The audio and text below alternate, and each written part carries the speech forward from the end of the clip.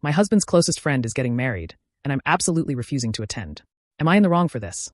Weddings are supposed to be celebrations of love, but sometimes they bring out hidden tensions that no one wants to acknowledge. That is exactly what happened when my husband's closest friend announced his engagement. While my husband was overjoyed, I felt a deep, gnawing dread. I refused to attend the wedding. And now, I am being painted as unreasonable, dramatic, and even jealous. But no one truly understands the history between me and the groom-to-be. No one knows the betrayal, the lies, or the hurt that still lingers beneath the surface. My husband says I should let the past go, that this is a fresh start. But how can I celebrate a man who once made my life a living nightmare? Am I in the wrong for standing my ground? Or should I swallow my pride for the sake of my husband's happiness? My husband, Daniel, has always been the kind of person who values his friendships deeply. He is loyal to a fault, always willing to forgive and forget, no matter how badly someone has hurt him. It is one of the things I love most about him. But in this case, it is also the very thing that is causing a massive rift between us. Daniel's closest friend, Ryan, is getting married. To everyone else, Ryan is charming, successful, and someone who has always been a major part of Daniel's life. They grew up together, went through school side by side, and even started their first jobs at the same company. Daniel considers him more like a brother than just a friend. So, when Ryan announced his engagement, Daniel was ecstatic. He immediately started making plans, booking our flights, and talking about how happy he was to stand by Ryan's side as his best man. But for me, the thought of attending Ryan's wedding filled me with dread. No one understands why I cannot support this marriage. No one knows what Ryan did to me in the past, or why I will never be able to look at him without remembering the pain he caused. When I told Daniel I was not going to the wedding, he was shocked. He thought I was joking at first. Then, when he realized I was serious, he was confused. "Why would you miss such an important event?" he asked. I did not have the energy to argue with him in that moment, so I simply said, "I have my reasons." But Daniel was not satisfied with that. He pressed me for answers, insisting that whatever issues I had with Ryan were in the past. He wanted me to just move on, to be happy for his best friend. But how can I, when Ryan once did something that nearly destroyed my life? Ryan was not always Daniel's perfect best friend. In fact, years ago, before I even met Daniel, Ryan and I had our own history, one that ended in betrayal. Ryan and I dated briefly in college. At first, he was charming, sweet, and made me feel like I was the only person in the world who mattered. But as time went on, I saw a different side of him. He was controlling, manipulative, and always found ways to make me feel like I was the problem whenever he did something wrong. The worst part, he cheated on me more than once. And when I finally confronted him, he laughed in my face. He told me I was overreacting, that I was too sensitive, and that no man would ever put up with me the way he did. That night, I left him. It took me years to rebuild my confidence and trust in people again. And then I met Daniel. Daniel was nothing like Ryan. He was kind, patient, and made me feel safe in a way I had never felt before. When I found out that Daniel and Ryan were best friends, I nearly broke things off. But Daniel reassured me that Ryan had changed, that he had grown up. And for a while, I believed him. But then, when Ryan found out Daniel and I were serious, he tried to sabotage our relationship. He spread rumors about me, twisting the truth, making me look like the villain. He told Daniel that I was a liar, that I had exaggerated everything that happened between us. Thankfully, Daniel did not listen. He stood by me, and we moved forward together. But now Ryan is getting married. And I am supposed to celebrate him, to act like none of that ever happened? I refuse. When I first told Daniel I would not be attending Ryan's wedding, he thought I was being unreasonable. "Come on," he said, trying to keep his tone light. "I know you and Ryan are not exactly best friends, but it has been years. You barely have to interact with him at the wedding. Just be there for me." His words made my stomach twist. Be there for him? What about being there for me? I sighed. "Daniel, you know what he did to me. You know how he treated me. How can you expect me to stand in a room, smiling, celebrating a man who put me through so much pain?" Daniel ran a hand through his hair, clearly frustrated. "That was in the past. People change. He is getting married, starting a new chapter. You are my wife. Shouldn't you support me in this?" The more he spoke, the angrier I became. "Support you?" I asked, my voice shaking. "Where was your support when Ryan tried to turn you against me? Where was your support when he told you I was making everything up?" Daniel exhaled sharply, shaking his head. "He was wrong, I know. And I defended you. But we moved past that, right?" I stared at him, disbelief washing over me. I moved past it because I had to, Daniel. Because I chose to focus on us, rather than wasting my energy on him. But that does not mean I have forgiven or forgotten. And I am certainly not going to pretend he is some great person, just because he is your friend. Daniel was quiet for a long moment. When he finally spoke, his voice was softer. "So that is it? You are really not coming?" I met his gaze. "No, I am not." For the next few days, tension filled our home. Daniel barely spoke to me, and when he did, it was short and clipped. I could see how disappointed he was, how much he wanted me to change my mind. But I would not. Then, something happened that made me even more certain about my decision. I was at a small cafe, grabbing a coffee with a friend, when I overheard a conversation at the table behind me. A group of women were talking excitedly about Ryan's wedding. They were friends of the bride, gushing about how beautiful she was and how Ryan was such a catch. I almost rolled my eyes. If only they knew. But then something caught my attention. "Honestly, I do not know why she is marrying him," one of them said. "I heard he has cheated on her a bunch of times." My heart skipped a beat. "Yeah," another woman chimed in. "And get this, apparently, he was seeing someone else even after they got engaged."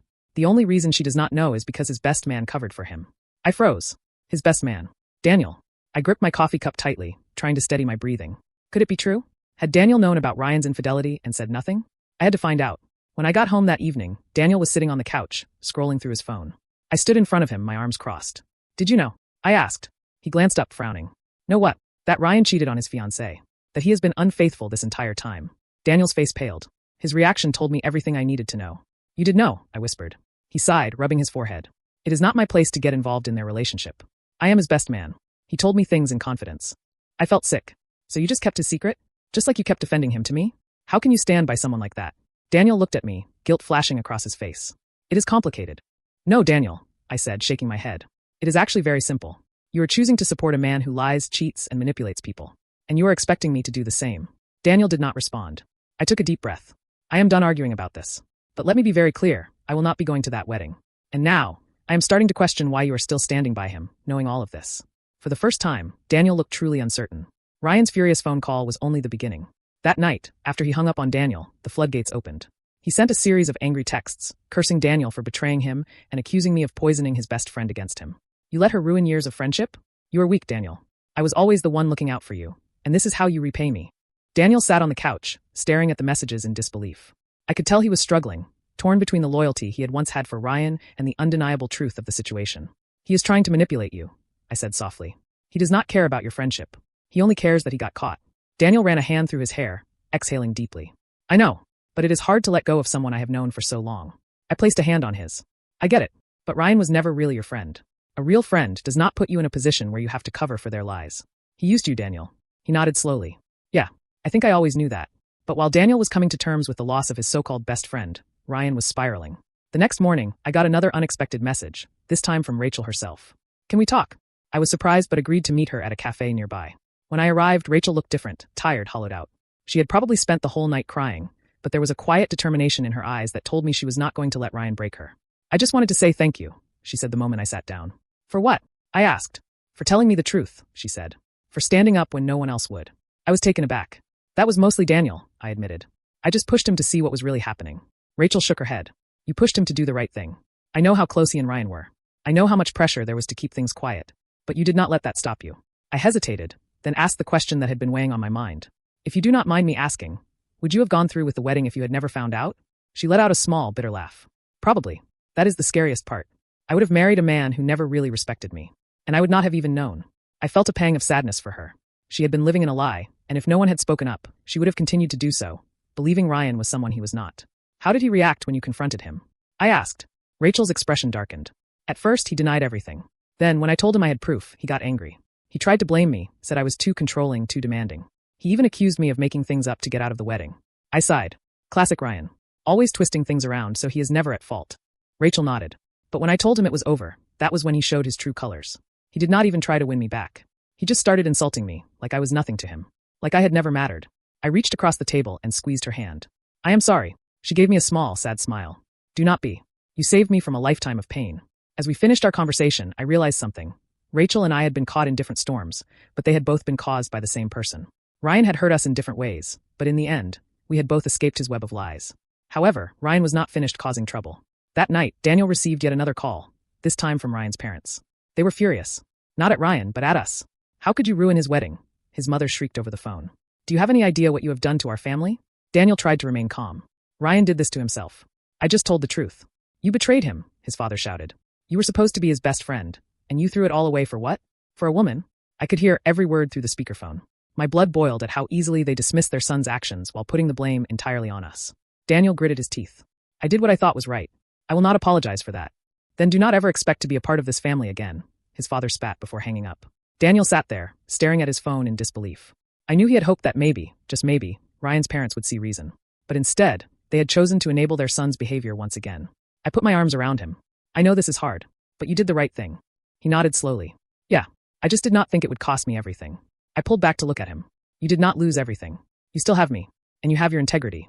That is worth more than any toxic friendship. He managed a small smile. You are right. In the end, Ryan lost more than just his wedding.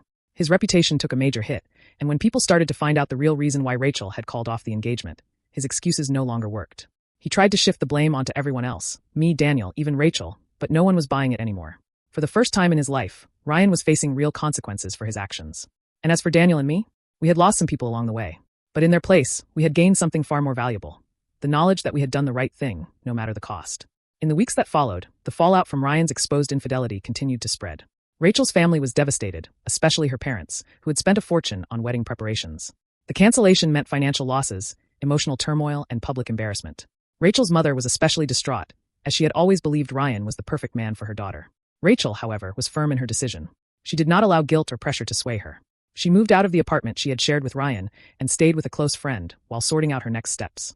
Meanwhile, Ryan took a different approach. Instead of showing any remorse, he doubled down on his anger and self-pity. He painted himself as the victim, claiming he had been set up by jealous people who did not want him to be happy. He spread rumors that Rachel had been cold and distant in the relationship, making it sound like he had been driven to cheating. But Ryan underestimated one thing: social media. Rachel's friends did not hold back.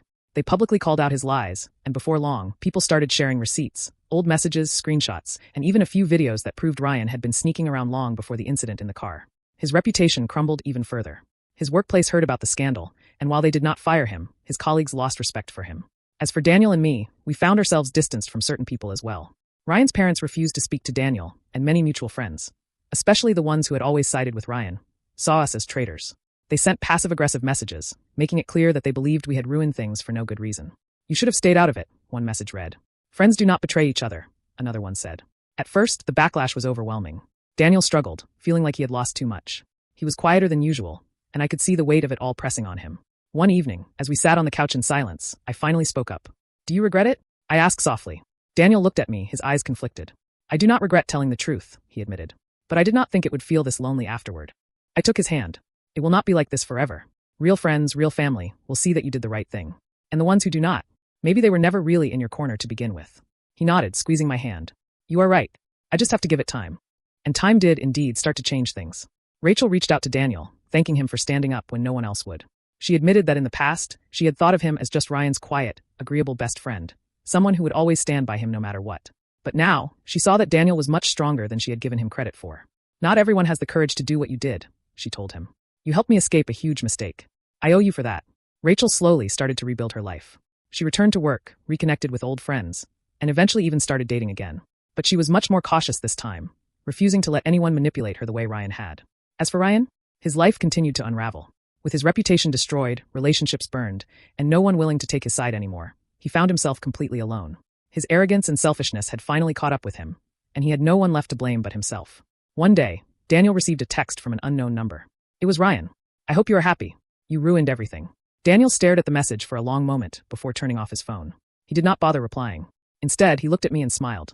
"You were right. We did the right thing." I smiled back. "We always will. Because in the end, no matter how much it hurt, doing what was right would always be worth it." If you enjoyed this story, make sure to like this video, subscribe to the channel, and press the bell icon so you never miss another video.